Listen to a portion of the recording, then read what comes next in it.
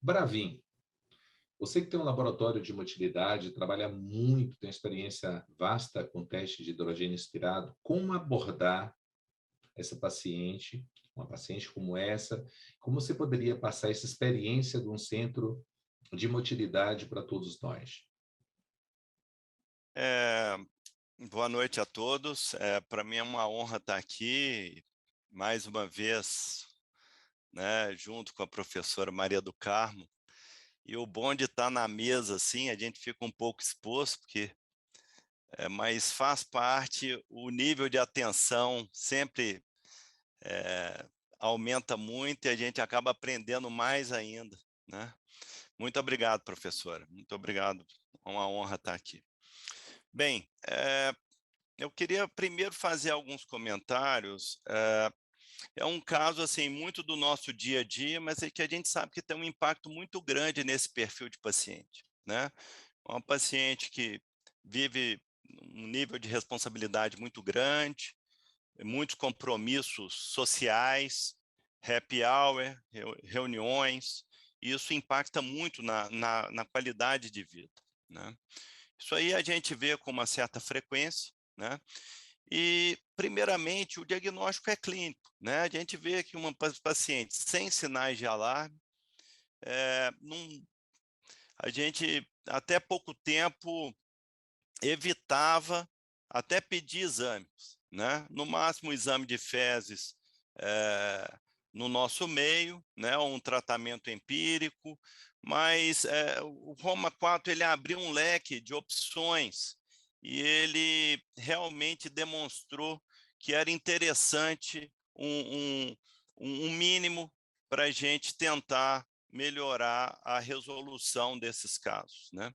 E os trabalhos mais recentes, eles demonstram a relação clara entre uma paciente com síndrome do intestino irritável e intolerâncias alimentares.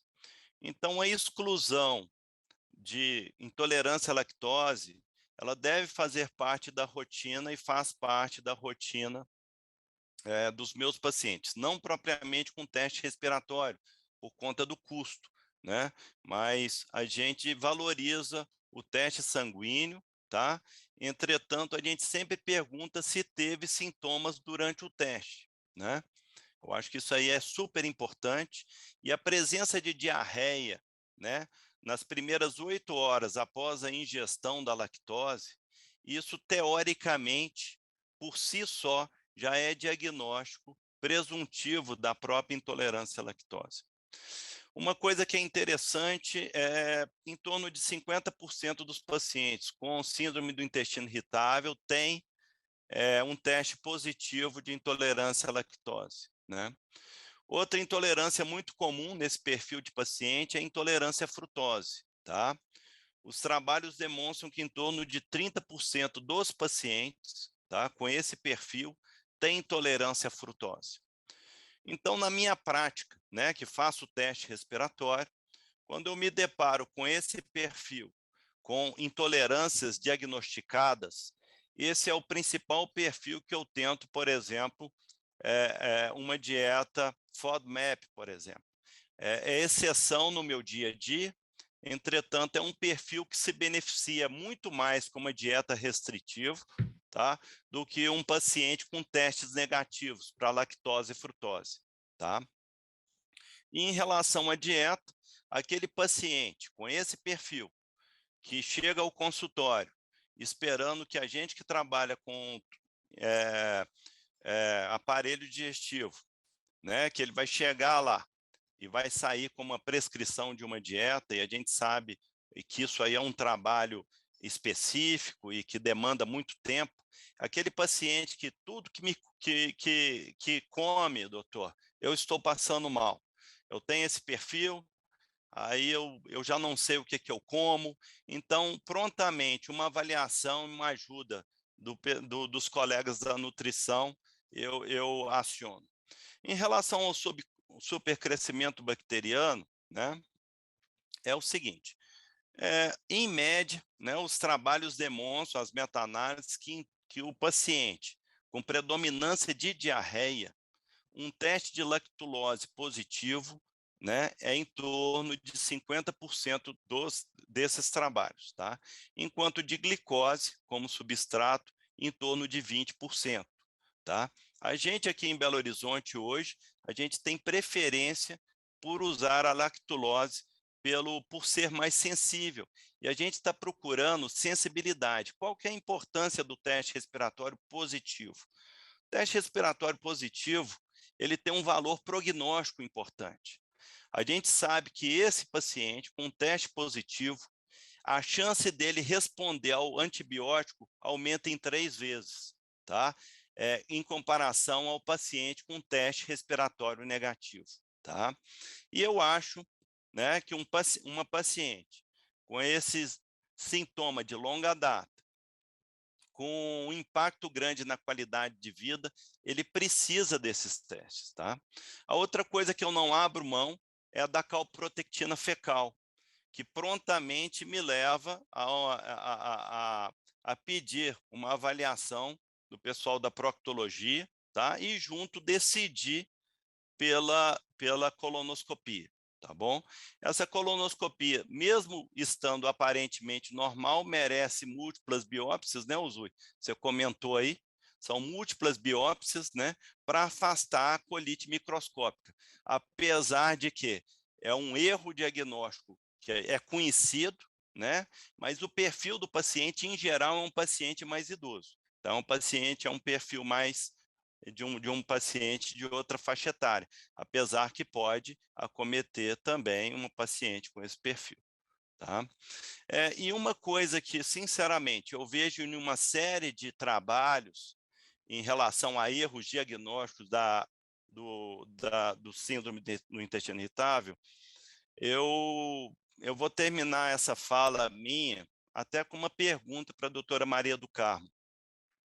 Eu vejo especialmente grupos europeus valorizando muito a má absorção de ácidos biliares, que fisiopatologicamente pode acontecer por aumento da produção, tá? Isso pode acontecer na colecistectomia, em outras situações clínicas, ou na má absorção propriamente dita. Existe um trabalho do Camilleri, de 2015, que ele demonstra que pacientes com diarreia funcional ou intestino irritável, pelo menos 1/4 se beneficia com o uso de colestiramina para o controle da diarreia. Como que a senhora vê essa situação dentro do quadro clínico da sua paciente, ou quando que você faz esse tipo de intervenção? Porque na minha prática, eu faço isso com uma certa frequência, especialmente nos refratários, tá? E eu tenho um subgrupo que me chama bastante atenção, que é homens com diarreia funcional. Eu tenho vários pacientes usando Questran, apesar da dificuldade, que não vivem sem o Questran. Como é que a senhora vê isso aí? Por favor. Obrigado. Obrigada, muito obrigada a todos, o Zui, obrigada, Maurício, Fábio.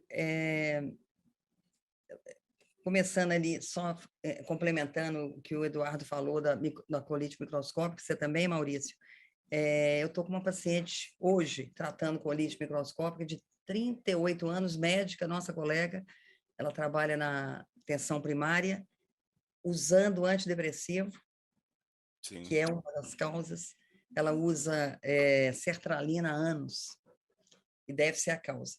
Então, pensar assim na diarreia subaguda, como o Eduardo falou, prolongada, e nessas também, mas é uma pena, né, que a maioria dos que se submetem à endoscopia nem fazem biópsia. Claro, só na forma diarreica ou mista, eu acho que também vale a pena. Na constipação, não. Mas, então, apesar de ser muito mais comum no idoso, é também, por exemplo, nessa de 39, que até coincide com a mesma idade da paciente que eu apresentei o caso. É uma colega nossa. Então, a biópsia, sim, nesses casos. E a colestiramina, eu uso muito, Maurício, uso muito. É uma pena que a gente não tem o colestipan deles lá, que é o comprimido, né? Nós só Sim. temos a colestiramina, que além de, cara, ela é difícil de ser tomada, muitos reclamam muito da formulação daquele pó, Então, mais quem fica bem não liga para isso, né, Maurício? Toma, Sim, adere. é isso que eu vejo. O remédio oficial é o único, então não tem nenhum problema a gente chamar a atenção aqui. O Puestran, ele está em falta já há algum tempo nas farmácias em Belo Horizonte, pelo menos.